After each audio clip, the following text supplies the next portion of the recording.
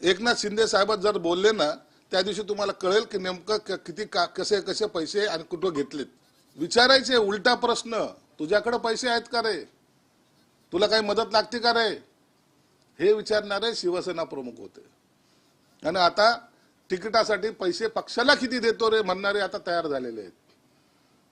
गडा का काय त्यांच्या मंत्रिमंडळामध्ये 3-4 जे मंत्री झाले होते त्यांना एकदा जाऊन विचारा.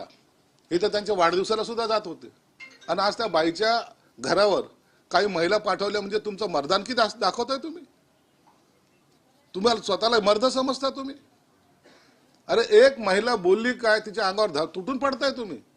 काल आलेला माणूस तुमच्याकडे नेता होऊ शकतो, काल आलेल्या माणसाला तिकीट मिळू शकतं, काल आलेल्या माणसाला मानाची खुर्ची मिळू शकते, परंतु जो शिवसैनिक राबतोय ना त्याला तुम्ही काही देऊ शकत नाही. हे तुम्ही 100 वेळा जाहीरपणे सांगितलेलं आहे.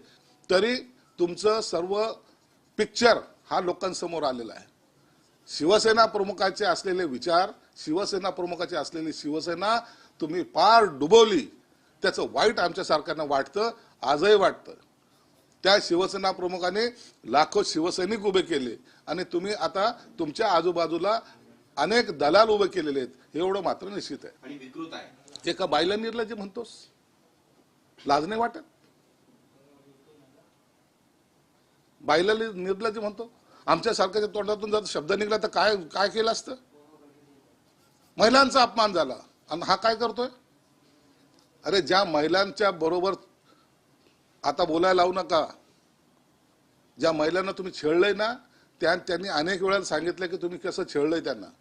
म्हणून निर्लज्ज शब्द हा महिलांसाठी वापरू नका.